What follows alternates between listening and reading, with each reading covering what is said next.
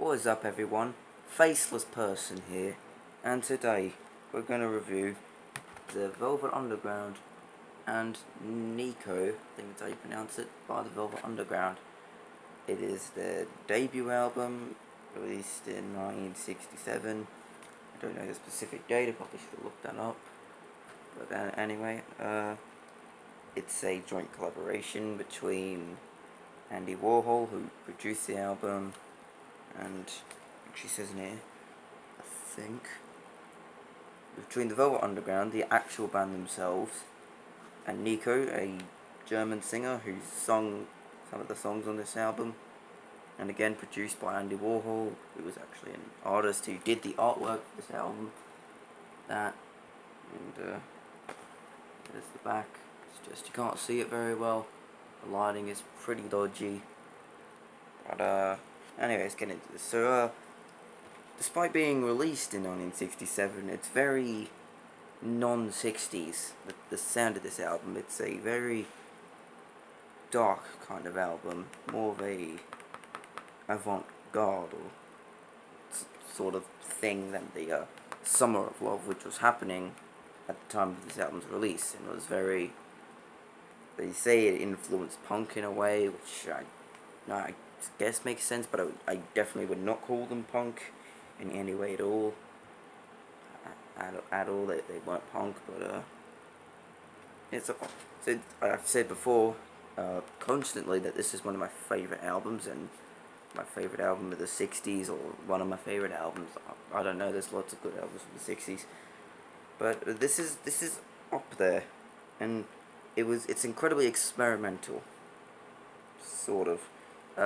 John Cale's violin on most of the songs is different, but I wouldn't say it's great violin playing, but you know, but in the song Venus in Furs, it's so incredibly just strange. It's just, I mean, there's a violin, and then there's just this guitar, and just I think the production on that album wasn't the greatest, and some of the songs on this album aren't actually really that great, sort of.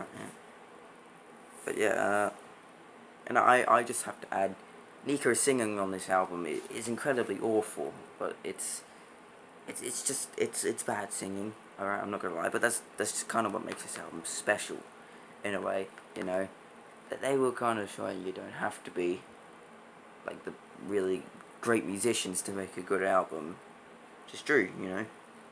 I mean, Lou Reed's vocals are kind of sort of cold and dead in a way, but they're I don't know what you call it. They stand out from other vocals of other singers, and his voice is special, and really everything on this album is. And my favourite song on this album would have to be Sunday Morning. And I know it's kind of a typical thing to say, you know. Oh, you know, Sunday Morning's my favourite Velvet Underground song, you know. But I really do. I think it is like the best song. Lou Reed's echoey. I think there was an effect, but the echoey style vocals on the second half of the song are incredible, and it's just a really good song. It's a standout track, and it's a great opening song to this album. It's not the only good song on here. The song Heroin is another really good song. It goes for 7 minutes, just over 7 minutes. It's just this, well, I mean, it's obviously about heroin, because they were on heroin and they were making this album. That's kind of what they're known for. They did use a lot of heroin. I don't know about other drugs like LSD or marijuana. I don't think that was ever used on the making of this, but yeah, heroin was. And I mean, I think Lou Reed's made more songs about heroin before, because after the Velvet Underground split up, actually he left in 1970, he had his massive solo career. He had an album called Transformer. You've probably heard of it. I actually have not listened to that album, but I do want to. But yeah, and This album is just special. It's a special album of its era. It stands out among others. You know, while other bands were creating all happy stuff, psychedelic. You know, the Velvet Underground were making all these dark songs about heroin and other just dark things. I don't remember. I don't really remember what other songs on this album were about. Also, one cool thing about this is I think 45-year anniversary of this album. It's a special edition. But what's cool is that the vinyl itself is actually yellow. Like, it's really epic. So I find that really cool about this.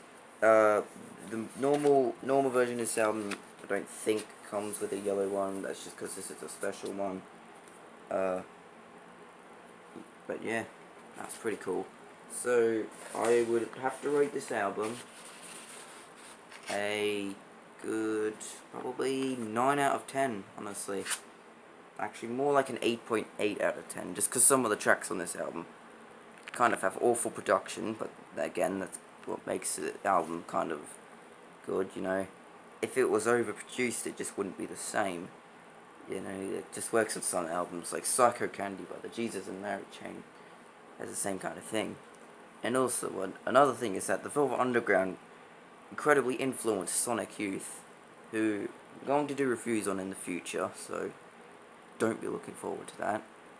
With their sort of, you could say that they kind of pioneered noise rock. I mean, the song Run Run Run is just sort of this awfully produced mess of a song. It's just, and Lou Reed's vocals on this are pretty bad again, but I mean, it makes the song sort of special. Anyway, the next album review will be Abbey Road by the Beatles. Yeah, right. And yeah, don't be looking forward to that. And I'll see you in the next video. Hopefully, the earliest I can get that up will be this afternoon.